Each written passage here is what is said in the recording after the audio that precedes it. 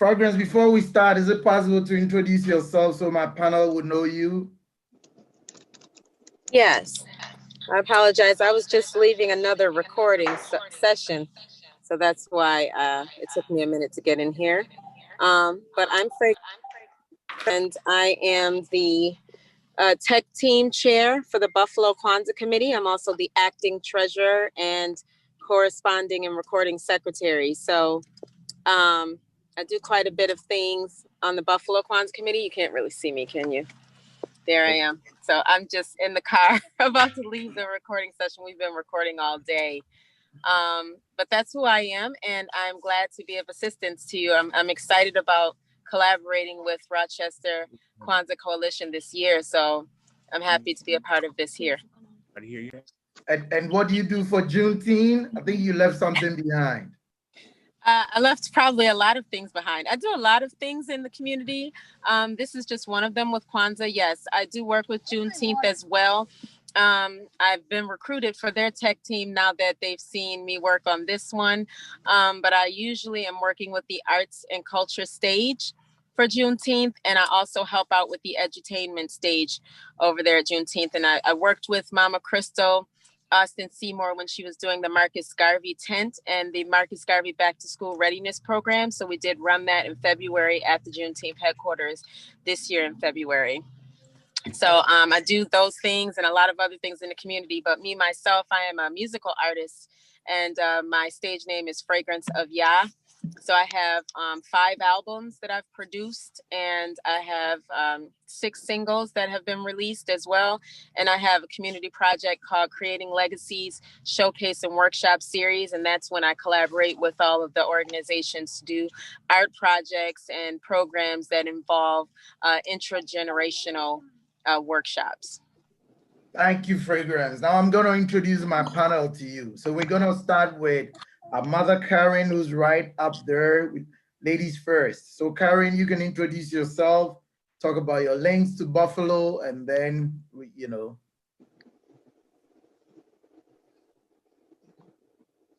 need to unmute. Yep. Good evening, everyone. I'm glad to be a part of this effort here. My name is Karen Mcleaney Barkley, and I am from Buffalo. I was born and raised there. Although I live here in Rochester now, I work for the Rochester City School District. I teach deaf and hard of hearing. I also am very passionate about teaching our culture to our young people, and young and old, because I think we all have missing gaps. So I love to be able to spread the knowledge that I've learned. So that's my background. All right, Celeste, can you go? We're doing ladies first. Sure. My name is Celeste Barkley. Karen Barkley is my mother.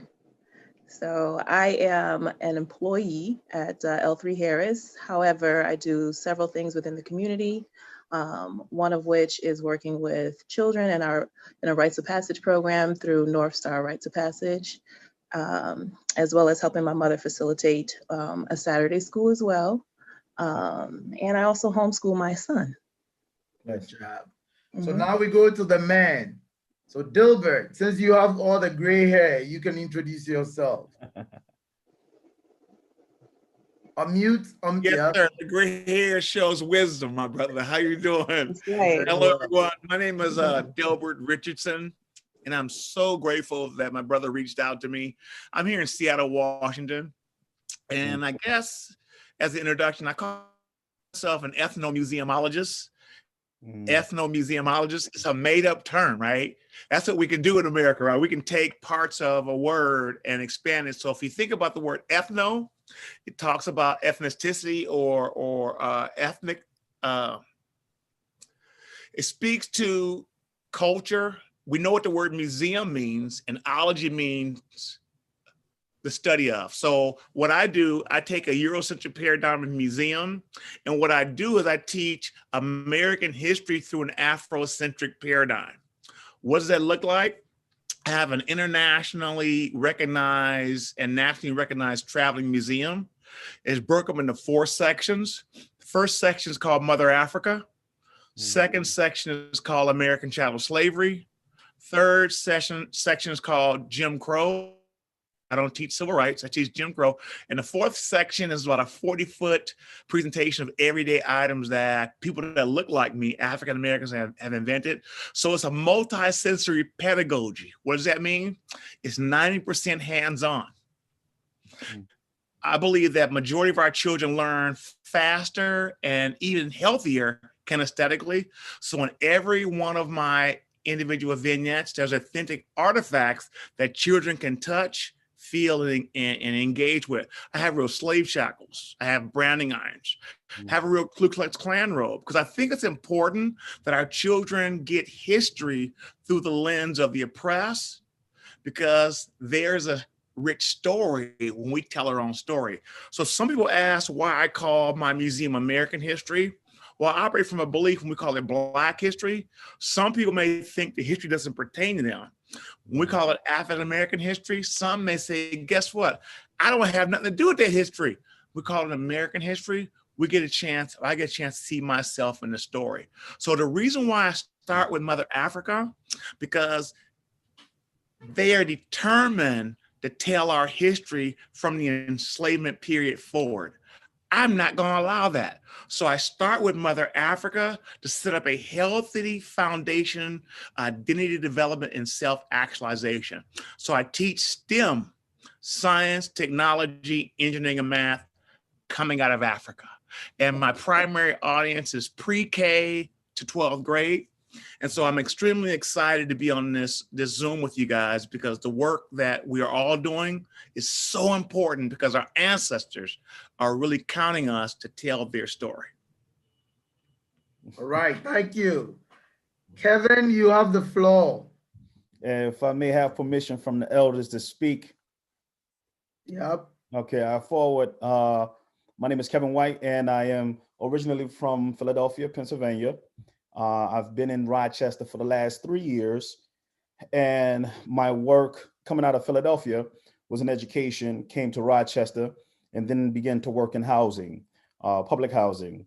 Left public housing about a few months ago, and now I work for myself and I work for the people. And some of the things that I do under my company, Universal Eye Power, which is an LLC, is a consulting group.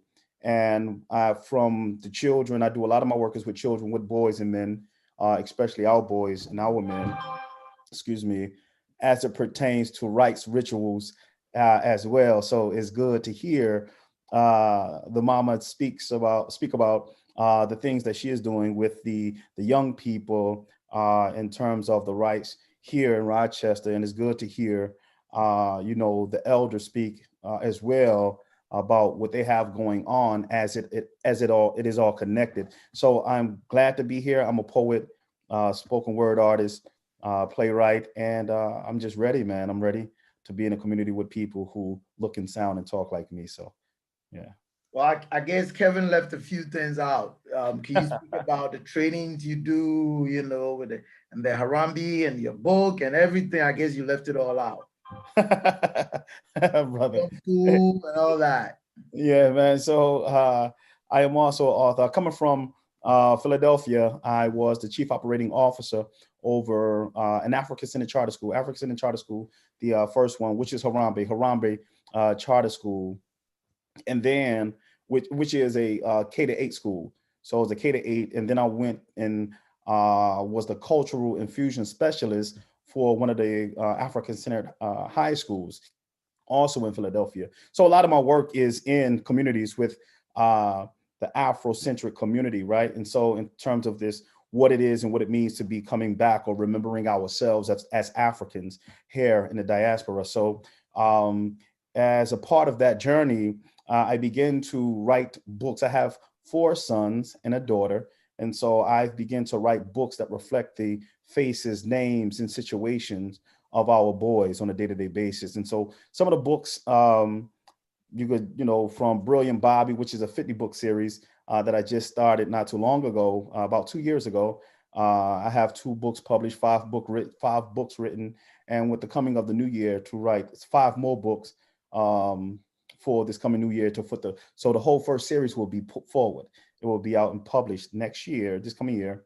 And in addition to that, I have about several books of poetry out. And then I also have some other things that I'm working on that's coming forward. And I'll make sure you all get that. The podcast also starts in January 1. I have the podcast that will be starting up, the YouTube channel, social media, the whole nine. And so I will be able to still be able to communicate with our people. All right. So, well, now I have to introduce myself. So I'm Abraham Steiner. I'm from Accra, Ghana. I come from a very little town on the Atlantic coast called Osu Accra, which is the home of one of the biggest slave castles on the West African coast, the Christiansborg Castle, which was built by the Danes. History tells us that a lot of captured brothers and sisters that left Christiansborg Castle ended up in the Danish Caribbean, St. Croix, St. Thomas, and St. John, which is now the US Virgin Island. It has been my aim to become a bridge between the continent and the diaspora. And today, the panel you see, 3 of the panel members have been with me. We've been to Christiansborg and have experienced firsthand knowledge of what happened. It's been 400 years of slavery. This year has been a very bad year for everyone on this globe, but Kwanzaa is here and we have to celebrate. So the Kwanzaa committee between Rochester and Buffalo, New York is programming a virtual Kwanzaa, and I was tasked to work on NIA, which is purpose. The group working on Kwanzaa in Buffalo came up with this theme: reframing the African legacy beyond the return. So reframing the African legacy after the 400 years of slavery. So that is what we're going to talk about today in this short discussion. We're going to look at heritage, and we want to look at the legacy that we're going to leave behind. The color of our skin is something we inherited. It is a heritage. And that is what makes us Africans and makes us who we are.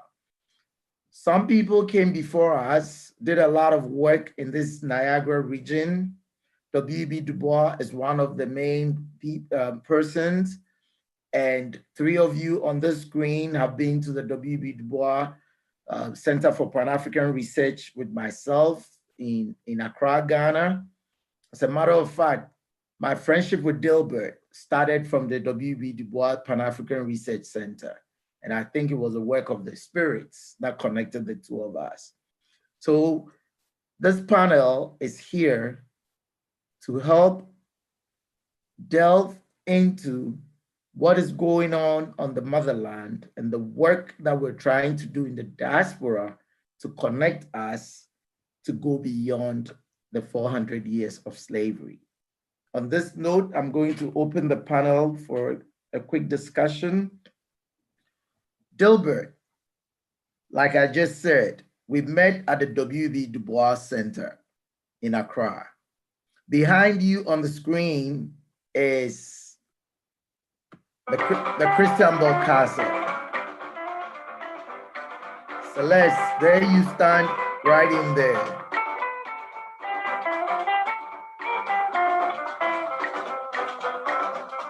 So for those of you who have not been to Ghana or to Africa, this is one of the castles. Dilbert, what was your experience on that trip? And what do you want to tell members or the family in the diaspora about that pilgrimage that you took?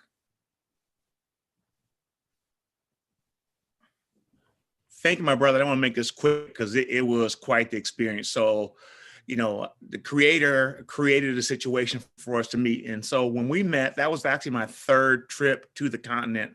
I had been to Ghana in 2005, and I went to Cameroon, and I think in 2018. So here's 2019. I was in Ghana again for the year return. And so, first, I think we need to really call these places out for what they were. This is a Delbertism. They were not castles, they were dungeons, right? Yeah. And so what's important for me in going back again to Ghana was almost like a rites of passage. And I say that because I need to go back to the scene of the crime. And so while I was there, I actually went to three dungeons. I went to Cape Coast, I went to Elmina, and because I met this brother, go to Osu, right? And I think the beauty of meeting Abraham and going to Osu, for those that have been to some of the dungeons, there's this door of no return. And normally you're standing inside the castle, the door to the ocean. Well, Abraham, because of his connections, got a private tour for me. And I got a chance to go back through the door from the ocean side. And I'm not sure if that's been done by too many people. So in other words, what I saw this metaphor was that I was the return of the stolen ones. Exactly. And it was so powerful because it was so important that I honor the many enslaved Africans that were taken from the continent. And so I say rites of passage because in the United States, very seldom do our African-American males and females go through some types of rites of passage, which is an indicator into ascending to a responsibility based on age. And so for me as a community scholar and a second generation storyteller, it was important for me to go back to the scene of the crime so I could start this healing process by visiting these castles and telling my ancestors that I'm back for you. Great, great, great. So Karen, we're still on the scene of the crime, as Dilbert said. You also have the opportunity to visit, I think, the 3 dungeons, and you also made it to the other scene of the crime in Christianburg. So what is your experience coming from Buffalo and being raised in a lot of cultural awareness and that taking you to the continent and back? Thanks for asking.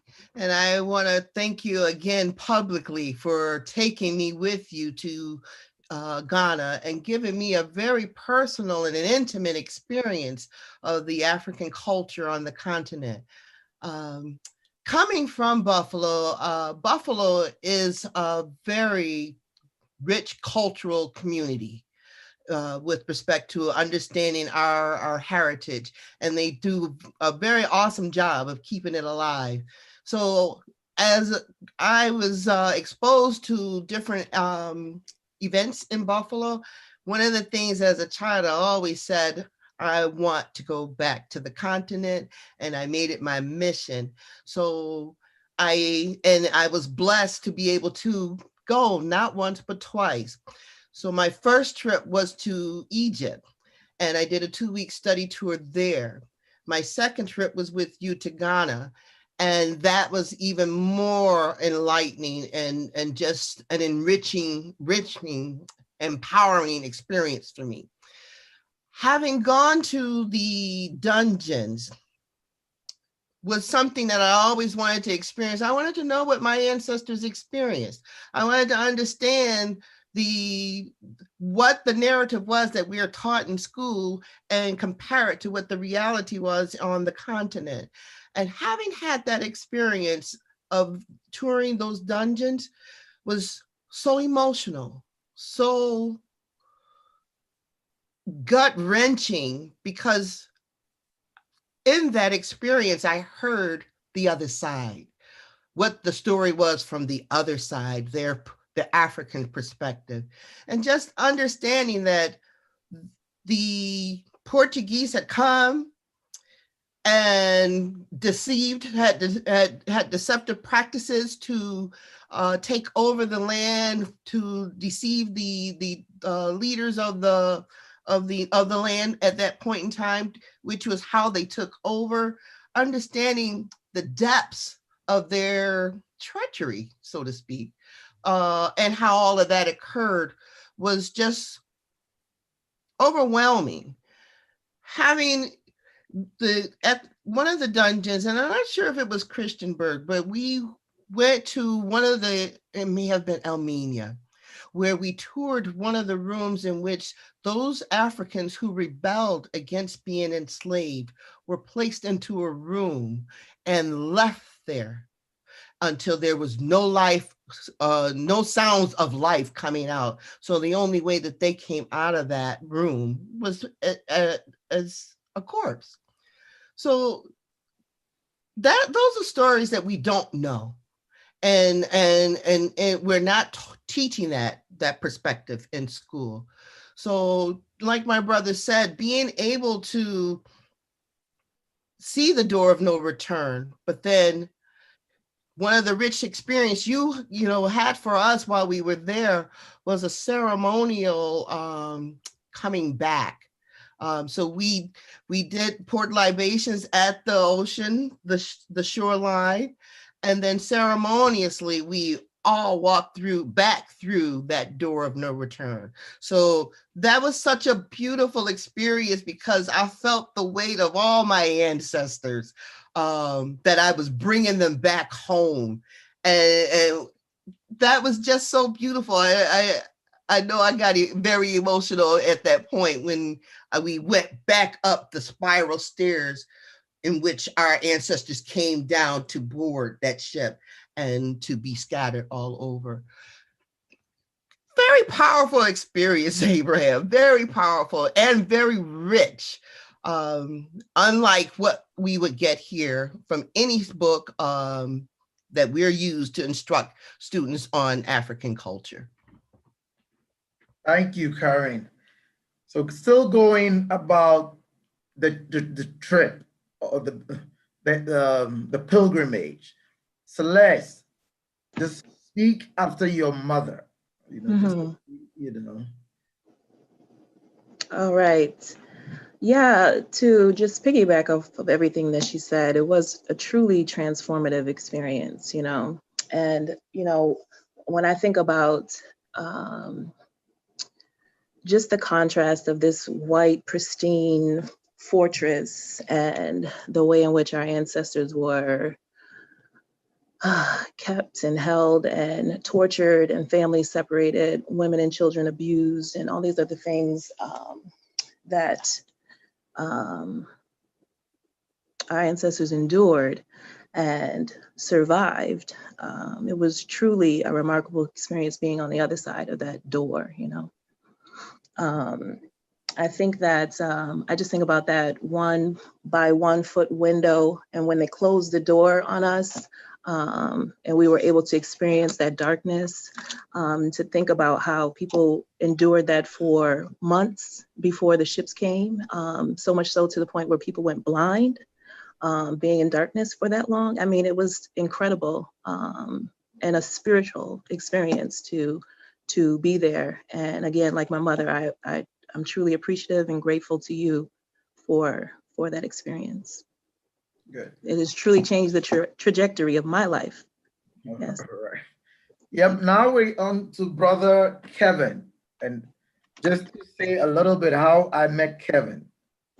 We were in a training in Rochester at the Rochester Teacher Center. And we were in a very dark room. This man comes in and he couldn't find a seat next to anybody, but he sat next to me. I guess that's all divine. The ancestors were speaking. So when the lights came on and we started talking, he said, I just moved here from Philadelphia and I am into Harambe and that's where the friendship started from.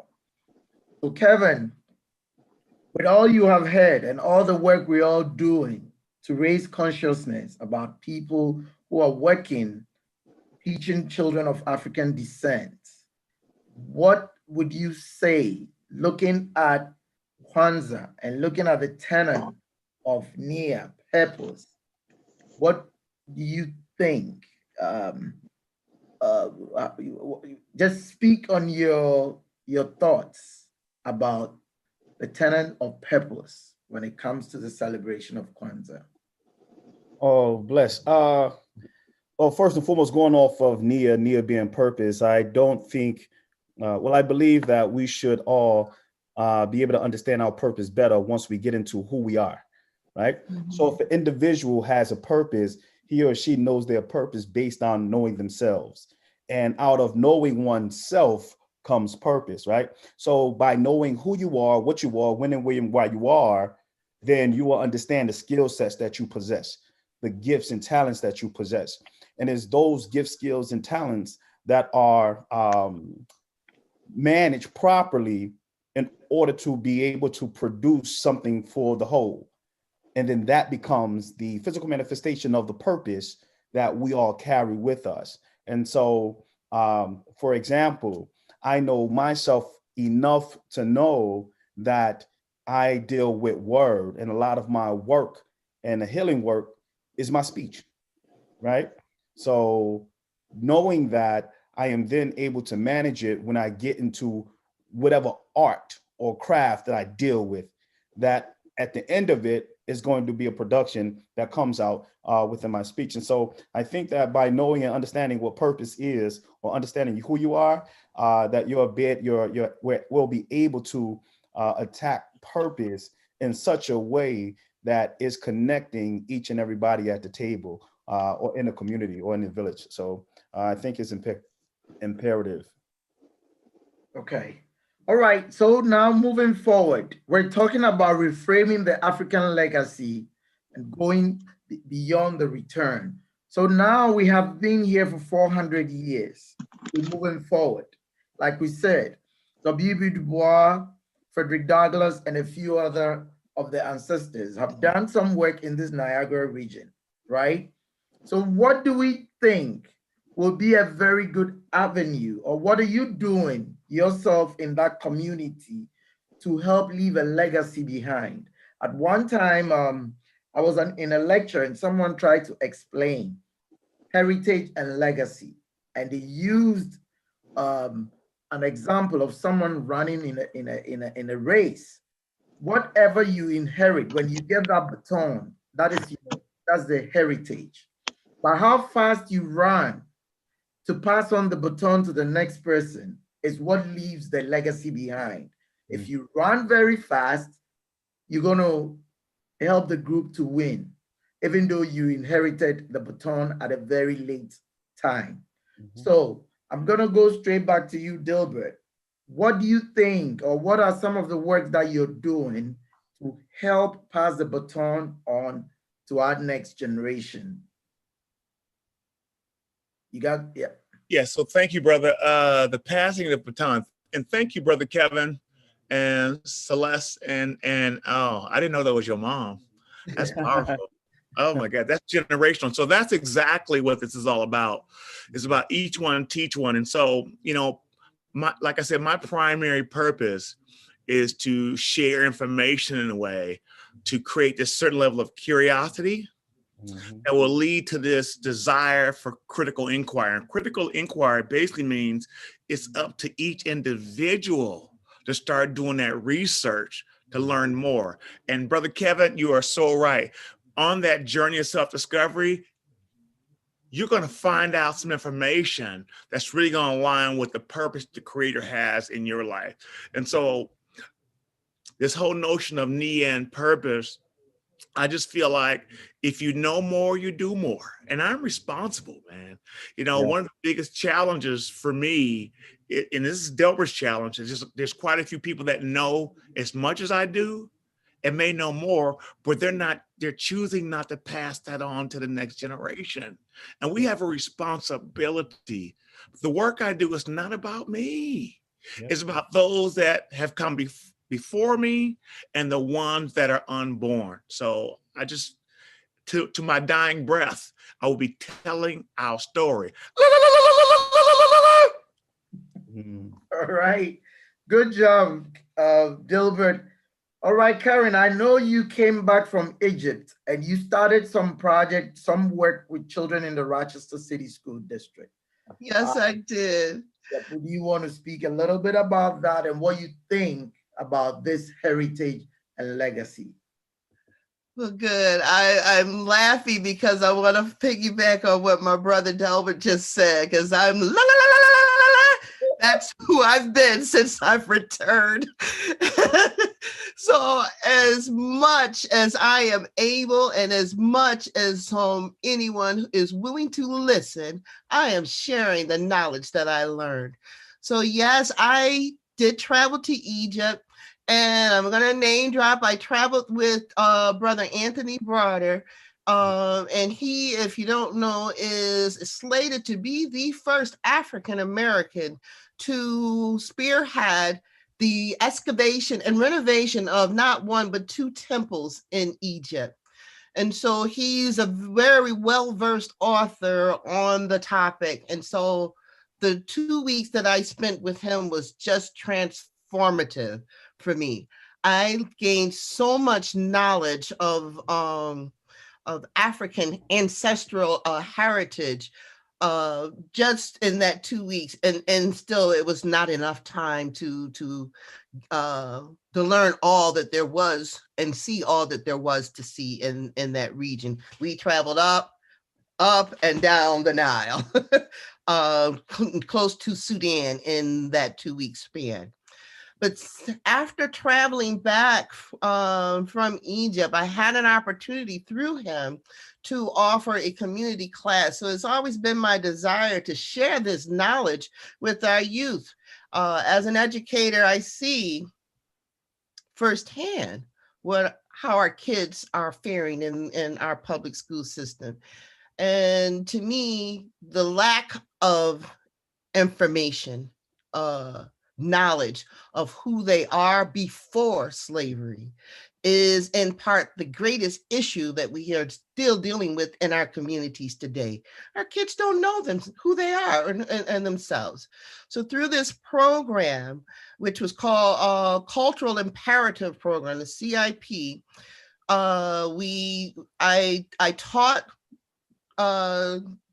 students from the community and their families, because it wasn't just a program for kids. I wanted their parents to come too, because if I'm going to transform the mind of your child, I want to be able to transform the mind of the adults as well, so that when that kid goes back home and is overwhelmed with all the content that I shared with them, I want him to be or her to be able to talk openly at home with their parents, and hopefully that would inspire them to continue on this journey of research and learning more about themselves. So this was a 5-month program where we met on Saturdays, and we kind of went through the Broader Files book. And it was an awesome program. The kids gained a lot from it. It was amazing to hear their voice as they marinated with the material that they learned from the book. And so I want to continue that format of being able to offer classes that are culturally based for not just the youth, but families as well, because I think lack of knowledge, lack of being okay with having pride in yourself as an African descendant is a major problem across the United States, but with our African-American folks. And so I'd like to continue that work. All right. Celeste, just following your mom, I know you also, after you got back, you also doing some, work in the community. Can you speak to that and relate it to purpose? You unmute. You need to unmute. Naturally, right? Yeah. So I work with North Star Rites of Passage. And through that, we take girls that are 11 and up, 11 to actually 15. And we talk to them. We ask the 3 basic questions, who am I? Am I who I say I am? And am I all I ought to be, right? And we take them through a process of self-discovery and ensuring that it's all African-centered. And And it's a truly beautiful process for them and also for us as elders within the community to facilitate that as well. So I'm doing that, as well as I just got off of Zoom, so I'm all zoomed out with what's called Black Women's Leadership Forum, and that is a group that was started to address internalized racism and the ways in which Black women facilitate racism amongst each other, and we've not racism amongst each other, but ways in which we've internalized it and perpetuate it. So we had our Karamu this afternoon or this evening. So I do that, as well as through my legacy of teaching my son. And I think that being the first teacher is a spiritual experience to teach your child. And I think that it's important that the education be rooted in who we are as people and what we have to offer. And just like Brother Delbert said, that everything begins with slavery, and you can't expect the system to provide you with anything that would be of benefit to you. So I think it's very important that even if you're not able to homeschool, that kids receive a supplemental education in the way that the Saturday school that my mom has done with Dr. Browder. I believe that it's highly imperative, because you can't expect the system to, I think is what Malcolm X said this, right? Like, you can't, only a fool would let his enemy, educate his children, And I think that fundamentally, it's not in their interest to tell the truth. And so it's important that we do that for our children. And so in the ways in which I'm doing that is through the Rites of Passage program and through educating my son. All right. Okay. Now we're going to move on to Brother Kevin. Still talking about beyond the legacy, beyond the return, and looking at heritage and legacy.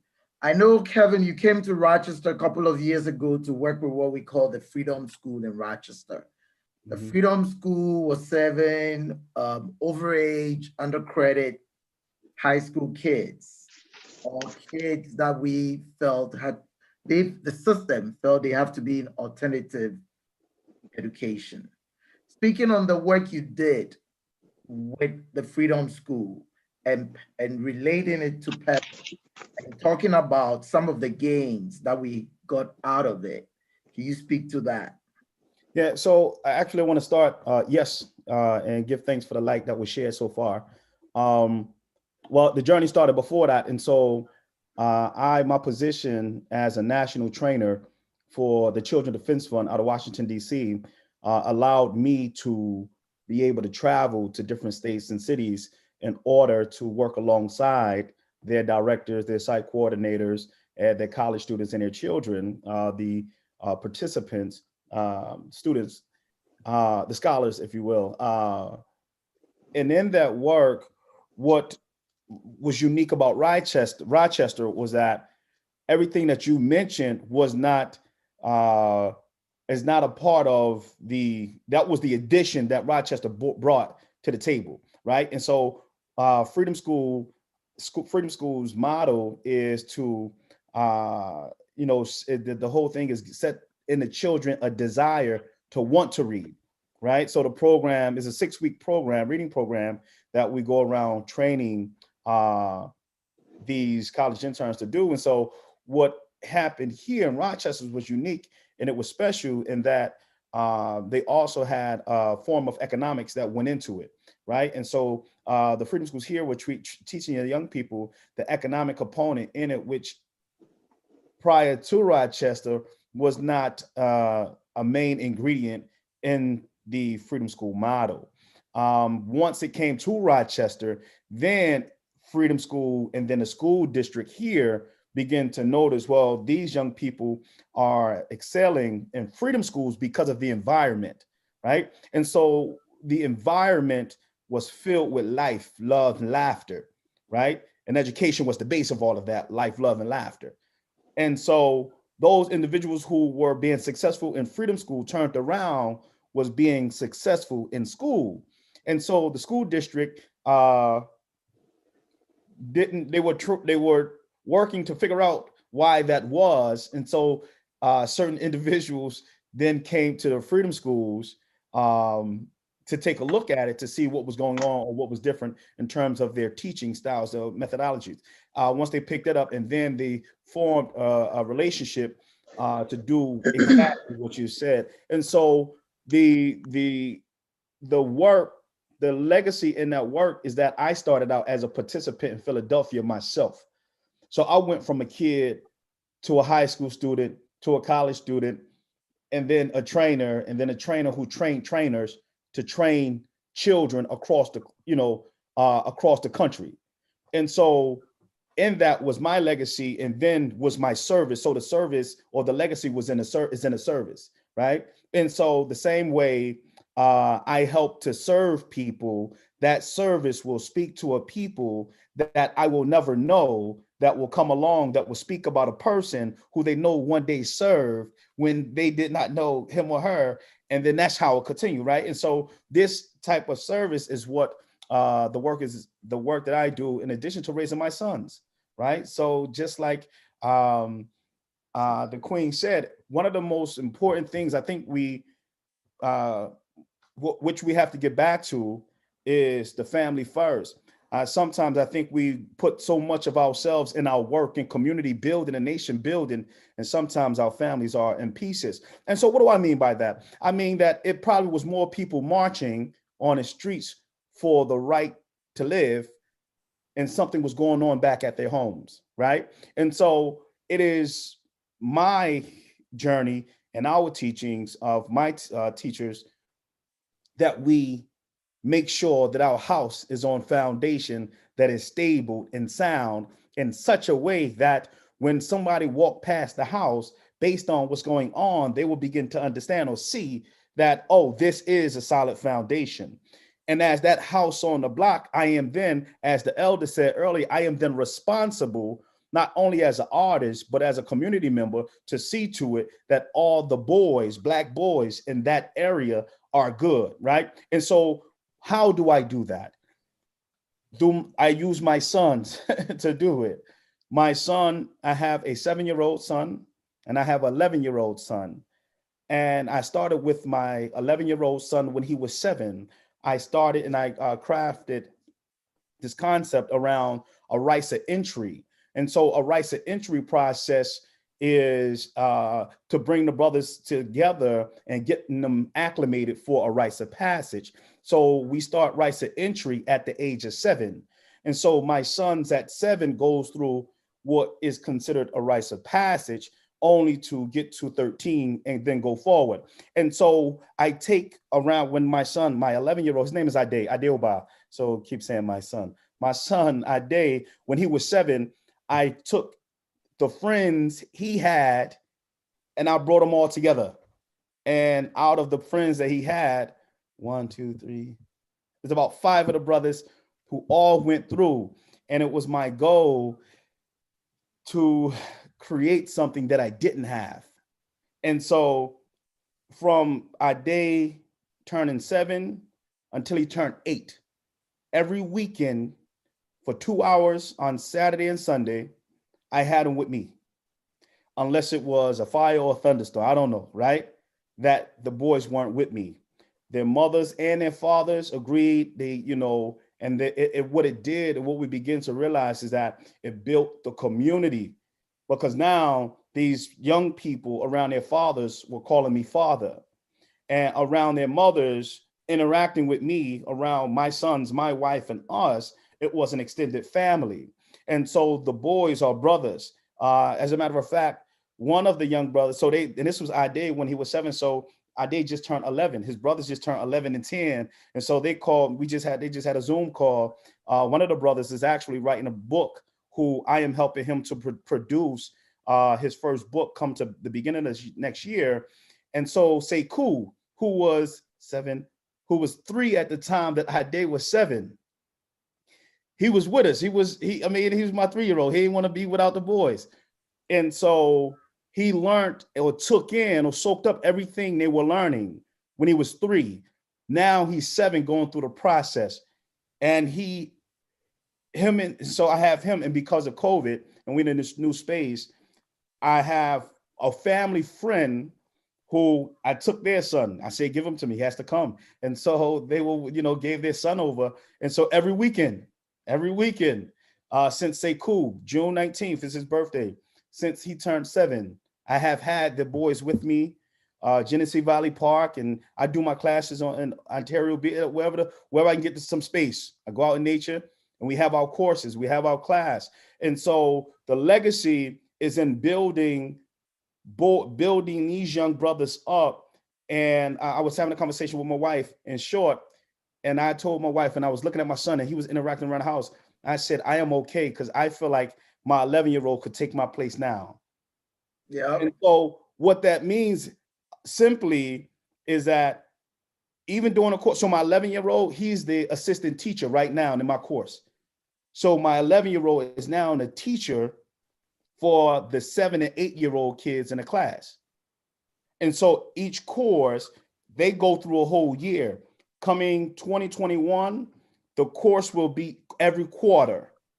And so I was able to scale it, learn it, chop it up, and make it just right so that it could be quarterly when everything is running the way it should be. And so that's how I'm keeping it running. And I do it with literature, with books. The elder says we, as storytellers, we have a responsibility to do so. And so as a writer, I have the power to put names of people, businesses, and relationships into books. And those books goes on shelves that one day will be read by somebody who is not born yet.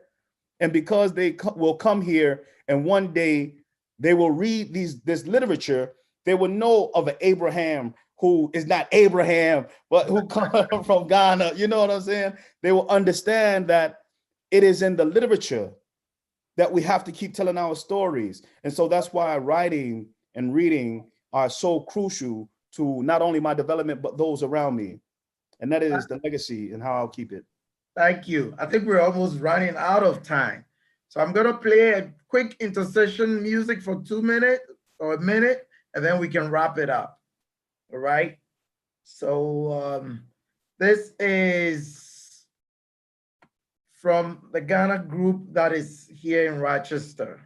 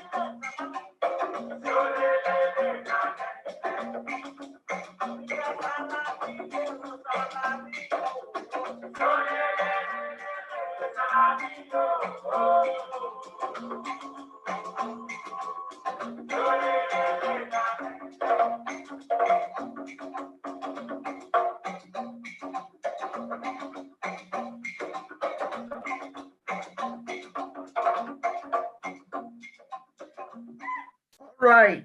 So on this note, I'm going to ask Dilbert to give us the blessings so we can end our discussion. So the blessing is real simple. As we go forward, and we're going to talk about Sankofa. In order to move forward, we must look back. Because in order to move forward, we got to make sure that we carry the rich history and the heritage of our ancestors. I like to focus on the egg in the mouth of the bird. And that's something that's not talked about as much. And that egg is about those generations that have yet to be born. And so as we look back and look forward, let's understand that we have this universal responsibility of the Africans of the diaspora. And the diaspora is not just in America, it's global. We have a responsibility to carry the legacy of our ancestors whose shoulders we stand on. Ashe.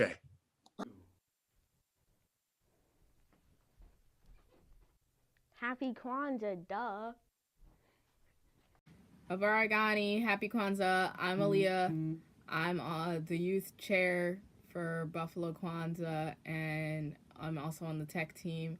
And you are watching Buffalo Kwanzaa 2020 Virtual Kwanzaa. Enjoy. So now we've come to the end of our programming, and we're going to ask you all to please stand where you are in your homes, in your community. Stand in your spirit if you have to, if you can't get up out your chair. Okay? In your mind and your heart. So you want to read this, Baba? Sure. Thank you. The Tamshila Tutunana, the farewell statement. We got to split the first of it was right here. Oh, that is? Strive for this. Oh, this sure is. Okay. Take 3. Tamshila Latutunana, the farewell statement. Please stand, and again, if you can, in your spirit. To strive for discipline, dedication, and achievement in all that you do. Dare to struggle and sacrifice and gain the strength that comes from this. Build where you are and leave a legacy that will last as long as the sun shines and the waters flow. Practice daily, repeat after me. Unity. Self-determination. Self-determination. Collective work and responsibility. Collective work and responsibility. Cooperative economics. Cooperative economics. Purpose. Creativity. And faith. May the wisdom of the ancestors always walk with us. May the year's end meet us laughing and stronger. May our children honor us by following our example of love and struggle. And at the end of next year, may we gather again in larger numbers. With greater achievement and closer to the liberation and higher level of human life. Oh, it's my favorite part, y'all. Hold your hands in the air. Hold that right hand in the air. But real high. Fingers apart. Stretch them hands apart. And then we're going to pull down into a strong fist 7 times. And when we do that, we're going to be saying the word Harambe, which means, what does Harambe mean? Pull together. Ashe. So we're ready? 1, 2, 3. Harambe. Harambe. Harambe. Harambe. Harambe. Harambe. Harambe.